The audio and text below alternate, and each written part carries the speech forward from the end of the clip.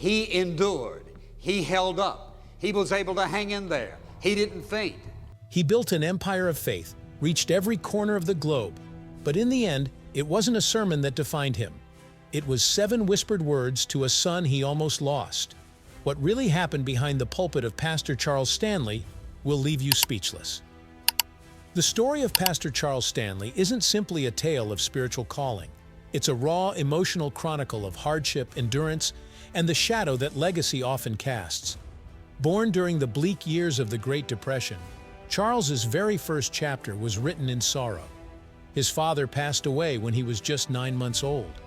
No memories to cling to, no final hug, just silence at the head of the table, and a mother thrust into unimaginable challenges as the country crumbled economically around her.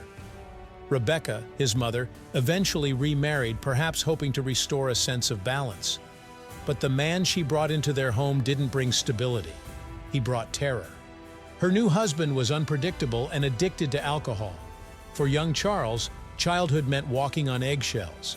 He watched his stepfather lash out in rage, once seeing him nearly strangle his mother. There were nights when Charles bolted his bedroom door. On others, he gripped a loaded pistol just to feel safe. These weren't mere moments. They were scars etched into the core of who he'd become. It taught him a chilling truth.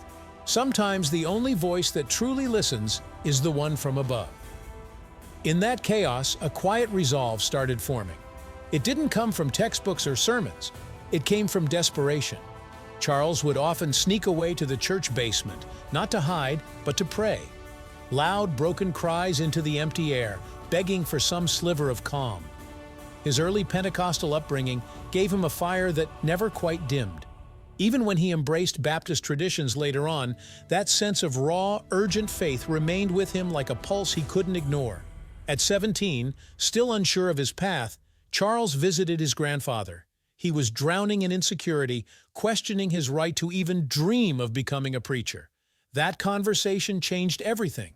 His grandfather didn't give him a plan. He gave him a sentence, one that carved its way into Charles's soul. If God tells you to run through a brick wall, you run. He'll make the hole. That wasn't just advice. It was a blueprint. From that day on, Charles committed himself to a singular mission: listen to God, follow through, and trust the aftermath to faith. By the 1950s, Charles had thrown himself into formal studies, first at the University of Richmond, then at Southwestern Baptist Seminary. But he wasn't just soaking up theology. He was learning the art of reaching broken people with something more than just scripture. His first congregation numbered only about 150 souls, tucked away in North Carolina's quiet corners. But to him, it was sacred ground. He wasn't counting pews, he was changing hearts. At only 26, Charles was ordained, a bold step in a profession where most wait until they've worn a few more years. He didn't wait, he didn't waver. His journey carried him from Miami to Ohio to Bartow, pastoring different churches through some of the most anxious eras of modern history. He preached while the world teetered during the Cuban Missile Crisis. He offered comfort to military families living under the long shadow of the Cold War. Every town refined him, every pulpit molded him, but none of it compared to what awaited him in Atlanta. In 1969, Charles arrived at First Baptist Church Atlanta, not as a headliner, just an associate pastor. What he didn't realize was that he was walking straight into a hurricane. The congregation wasn't united. It was splintered. Power struggles, secret meetings, even open aggression. One fateful church meeting turned physical. A member actually struck him. Most would have walked away. Charles didn't flinch. He stayed. For 2 relentless years, he endured hushed gossip, aggressive critics, and congregational politics that would have broken lesser men. But he kept showing up, kept preaching. And on October 1st, 1971, something miraculous happened. The church took a vote. Despite everything, they chose him. At just 39 years old, Charles Stanley became the senior pastor of one of the most influential churches in the South. But this wasn't a story of overnight triumph. It was the reward of relentless perseverance. And as cameras would later follow him, audiences wouldn't just see a man in a pulpit. They'd see the boy who had once cried in the basement, the teenager told to run through walls, the pastor who had endured punches not just from fists, but from life itself. What drives a man to keep going after rejection, after fear, after violence? What kind of faith lets someone walk into conflict and still believe peace is possible? These are the questions that echo behind Charles Stanley's legacy, drawing people in, not just to the man, but to the message he carried. As his story unfolds, one thing becomes clear. Charles Stanley didn't seek a platform. He built one from the rubble of his past, and that's where the real story begins. Charles Stanley wasn't one to hesitate. In 1972, barely settled into his new role, he launched a modest TV program called The Chapel Hour across 2 Atlanta stations.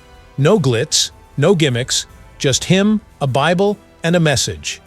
But something about it resonated. It wasn't entertainment, it was connection. Within months, Christian Broadcasting Network took notice, and as satellite technology exploded, so did his reach. In just a matter of days, Charles went from speaking to thousands in Georgia to delivering his sermons to millions across the country.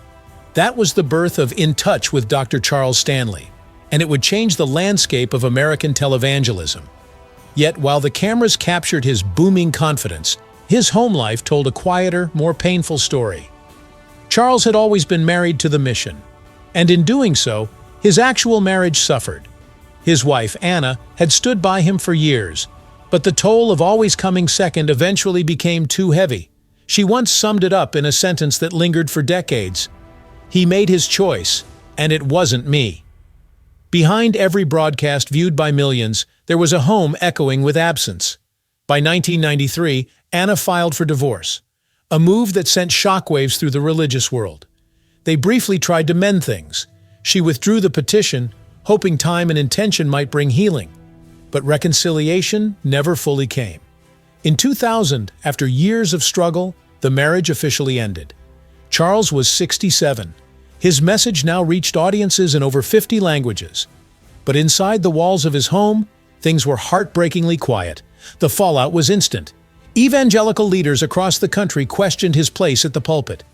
This was a man who'd long preached the sanctity of family, the strength of marriage. Now that very foundation had cracked. Years earlier, Charles had made a promise. If he ever divorced, he'd step down. But when the moment arrived, he didn't. Instead, he faced his congregation with calm conviction and simply said, "God still wants me here." The vote came in, overwhelming support. The church stood behind him, but someone else didn't, his son. Andy Stanley had grown up under his father's towering legacy. Many assumed he'd be next in line to inherit the ministry. But instead of following in his father's exact footsteps, Andy took a different path. He launched North Point Community Church, one built on a fresh, modern vision. He wasn't rebelling, he was redefining. And it worked. By the end of year 1, over 4,000 people were attending his services. Today, that number has grown beyond 43,000. But the numbers weren't what made headlines. It was the silence between father and son. Their estrangement became a subject of fascination and rumor. Some blamed the divorce. Others pointed to creative differences, emotional wounds, or a clash of egos. But no one truly knew. 2 powerful voices preaching grace and healing, yet unable to sit in the same room. That kind of irony cut deep, especially among followers who saw them both as beacons of unity. At one point, Andy sought help, counseling to navigate the chasm between him and the man who raised him. During one pivotal session, he asked the question no son ever wants to say aloud: "When do I stop trying with my dad?" The counselor's reply was sharp, simple, and unforgettable. "When your heavenly Father stops trying with you." That sentence didn't just linger, it shifted something inside him. The thaw began quietly, not in front of cameras or in front of a congregation. It started over lunch. No speeches, no lectures, just a father and son sitting across from each other. Charles looked at Andy and said, "I don't want us to end up like so many other fathers and sons." Andy met his eyes and replied, "Neither do I, Dad." That moment, tender and unscripted, became the turning point. From that day forward, healing began, not in leaps, but in steps. Trust was slowly rebuilt. The past wasn't erased, but it was softened. And eventually, in a surprising twist, Charles used his own pulpit, the one where he'd spent decades guiding others, to publicly honor his son. He spoke of Andy not with restraint or hesitation, but with deep, open pride. "I'm proud of him," he said. "Very proud." Privately, Charles would admit it wasn't easy. There were still sharp edges in his heart. But even so, he chose to speak the words anyway. That was the power of his transformation. Not perfection, but honesty. Their story wasn't one of flawless faith or textbook reconciliation. It was real. It was hard. And because of that, it was relatable. Two men, deeply rooted in the same mission, who lost each other and found each other again, not because they had to, but because they wanted to. As Charles continued to preach, and Andy's church grew into a movement of its own. The world watched something extraordinary unfold. Not a dynasty, but a relationship rebuilt in the shadow of legacy. The cameras might have focused on the sermons, but the real story was unfolding between the lines, in quiet lunches, hard conversations, and the undeniable pull of family. It began with silence, but ended with 7 words that rewrote everything. In the last years of Charles Stanley's life, something rare unfolded. A bond, long fractured, was not only restored, but revered. The preacher who once stood alone now shared his pulpit with the very son who once stood apart. Andy, once the outlier, became the trusted partner. And Charles, the iron-willed patriarch, learned to sit back, to listen, and eventually, to bless. Their rhythm was quiet, almost ritualistic. Most days, Charles would sit in his large leather recliner, no longer the booming voice of a global ministry, but a man whose legacy had already been etched. Frailty settled into his frame, but clarity never left his mind. Andy visited often. They didn't speak about fame. They spoke in whispers of grace. Andy would kneel, place his hand on his father's knee, and pray. Always Andy. Until one evening changed that order. April 15th, 2023. The light in the room was soft. Andy had come, as usual, expecting reflection and silence. But just as he turned to leave, Charles gently interrupted. "Can I pray for you?" It stopped Andy in his tracks. That had never happened. Not once. He knelt beside the man whose approval he had chased for decades. And in a voice full of fragile strength, Charles whispered, "I couldn't be prouder of you, Andy." That wasn't just father to son. That was history collapsing in on itself. A full-circle moment broadcast to no one, but destined to echo forever. 3 days later, Charles Stanley passed peacefully in his sleep at 7:30 a.m., surrounded by the stillness he had long sought. He was 90, a man who had survived abuse, divorce, betrayal, and spiritual wars, yet ended life not in loneliness, but in reconciliation. His voice had reached every continent. His words had been heard in 114 languages. But in the end, it wasn't the sermons that people remembered most. It was that final blessing, the most human moment of all. What many don't know is just how vast his influence had become beyond the church. Behind the quiet demeanor was a mind for strategy, for investment and legacy building. Throughout his lifetime, Charles Stanley cultivated more than spiritual wealth. He secured a lifestyle marked by thoughtful luxury, not ostentatious, but deliberate. He owned a fleet of discreet but top-tier vehicles, including a Mercedes-Benz S-Class and a Tesla Model S for quieter city drives. His watch of choice? A classic Patek Philippe Calatrava, timeless, just like his messages. His Atlanta estate, nestled on several acres, blended elegance and privacy. It featured a private library, recording studio, and tranquil prayer garden. No flashy jets, but when needed, he chartered Gulfstream 4 flights for international outreach, never for show, always for service. His financial legacy extended into thoughtful ventures.